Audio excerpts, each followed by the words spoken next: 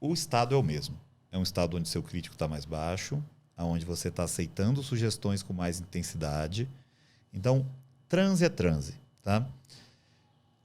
Só que, quando a gente fala de entretenimento, a forma que a pessoa vai receber e absorver isso, ela é um pouquinho diferente. Por quê?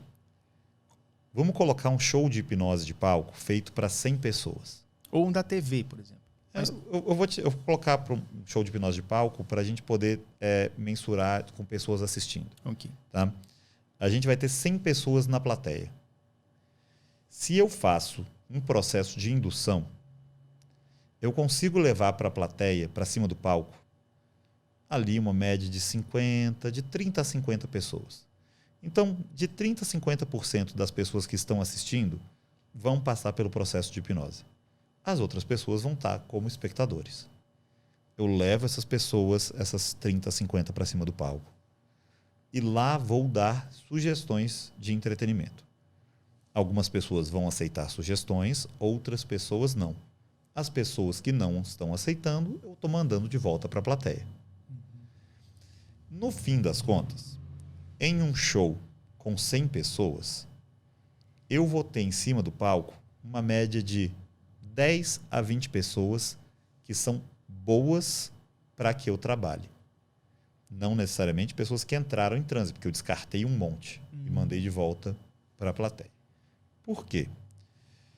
Porque quando eu estou falando de entretenimento, não é tão interessante para a pessoa se permitir e aceitar essas sugestões. Quando eu estou falando de um processo clínico, sou eu sozinho com a pessoa dentro de um ambiente seguro, fechado, eu e ela, para resolver algo que tem um real benefício. Existe uma entrega, existe engajamento. O processo de hipnoterapia não é um processo barato.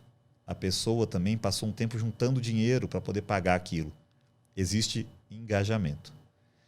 Existindo engajamento, existindo um senso de segurança e existindo uma noção de que aquilo vai trazer um benefício, eu tenho a pessoa se entregando muito mais. Então, um processo de hipnoterapia ele vai ser eficaz com um número muito alto de pessoas. Eu coloco ali acima de 95%.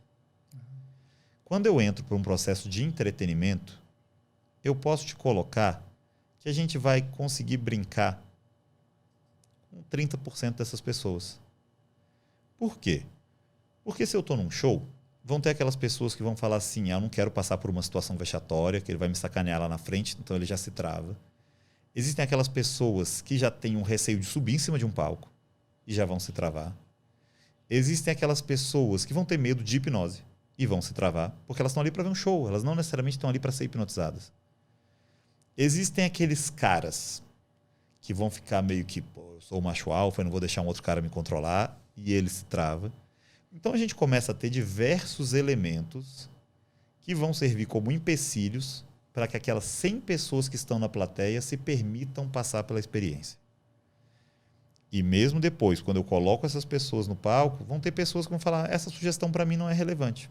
Não ganho nada com ela, não é interessante, acho que isso aqui vai me expor demais, acho que isso aqui é vexatório. E aí eu vou tendo pessoas que vão quebrando essa conexão comigo e saindo do palco. As pessoas que acabam ficando são pessoas que se sentiram seguras e que se entregaram à brincadeira. Então, a grande diferença de uma sugestão, de um processo de entretenimento para um processo de tratamento é que eu tenho um engajamento muito maior na terapia. E isso faz com que a pessoa se entregue mais e com que mais pessoas possam passar pela experiência. Quando eu estou falando de entretenimento, isso não vai dar certo com todas as pessoas por conta dessas questões. Por conta de pensamentos, críticas, entendimento de se aquilo deve dar certo, não deve. A gente tem diversas questões que vão estar acontecendo que podem barrar aquela pessoa e não deixar que ela experimente isso. Além disso, o processo de terapia ele é um processo que ele é feito com um processo de dessensibilização do que originou aquele problema. Quando eu faço isso, eu estou indo na origem e eu estou realmente trabalhando na origem do problema. Ao trabalhar na origem do problema, é como se eu tirasse a estrutura para que aquele problema não existisse mais. Quando eu estou indo para um show de entretenimento, se eu quero fazer, por exemplo, você esquecer seu nome, não tem uma origem para eu ir lá e te sensibilizar. Eu estou só querendo dar uma sugestão para que você tenha uma dificuldade de falar seu nome.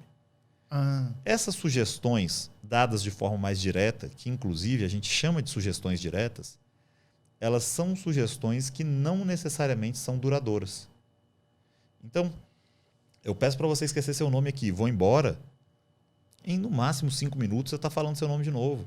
Porque o seu senso crítico vai ficar assim, cara, não posso esquecer meu nome, eu sei qual é meu nome, é sem noção isso aqui não pode existir e tal, e seu nome volta.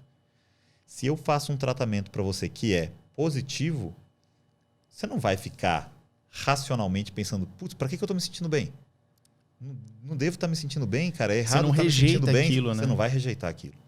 Então, sugestões que são boas são mais duradouras. Sugestões que você entende que são boas para você são duradouras. Sugestões de entretenimento, elas tendem a durar pouco tempo. Se uma sugestão para você é interessante, não tem porque o seu crítico bater de frente com ela. Tá? Então, para terapia, eu tenho 2 caminhos para seguir. Eu posso trabalhar com sugestão direta, que vai durar mais, e posso trabalhar com essa sensibilização de emoções, de eventos, que vai durar ainda mais. Tá? Para entretenimento, eu só posso trabalhar com uma sugestão direta, é algo que vai no máximo 5 minutos, realmente é algo feito só para demonstração. Legal. É porque eu lembro muito, quando eu era pequeno, que eu via Domingo Legal, do Gugu, e tinha uns caras lá que era showman mesmo, né? Cara da hipnose. Na verdade, quem ia muito lá era o Fábio Puentes. Deve ser esse. Que era um uruguaio, que ele ficava bem dormido, bem dormido. Bem dormido. Aí o pessoal dormia, assim, dormia de roncar, de babar, assim, pô, que negócio é esse, cara? É combinado, não sei o quê. Mas aí eu tô entendendo que realmente tem esse negócio da sugestão. E quando você tem uma habilidade, você torna isso mais fácil. E essa coisa do roncar, do dormir ali, claro, ninguém dorme no processo, tá? A hipnose, por muito tempo, ela foi entendida como dormir. Né? Tanto que o nome hipnose vem de hipnos, que é o deus do sono. Porque se acreditava que a pessoa estava dormindo. Com o tempo, se percebeu que aquela pessoa estava completamente alerta, e não só alerta, ela estava num estado de consciência ainda maior do que as pessoas que estavam ali vendo aquilo acontecer. Por quê? Porque a gente fazia com que essas memórias não conscientes viessem à tona, e aí a gente chamava isso de estado de hiperconsciência, porque ela não só tinha consciência e lembrança clara das coisas que estavam ali numa superficialidade, mas como se ela tivesse acesso até mesmo a coisas que estavam suprimidas. Então, o estado de hipnose é um estado de total alerta, mas foi confundido por muito tempo com este estado de sono. Por quê? Porque o estado de transe ele traz sintomatologias. Uma pessoa que está hipnotizada, o corpo dela vai ter sintomatologias. Existem sintomatologias físicas para o estado de transe. E uma dessas sintomatologias é um relaxamento muscular. Esse relaxamento muscular muitas vezes é tão forte que faz com que até mesmo a sua cabeça fique pesada demais para segurar, e aí você acaba tendo a pessoa caindo, indo para o lado, não segurando o corpo, não sustentando o corpo. E aí quando você olhava para aquilo, dava aquela impressão, dava aquela sensação de que a pessoa estava completamente apagada ali. Mas ela só está relaxada num nível que muscularmente ela não está sustentando o próprio corpo.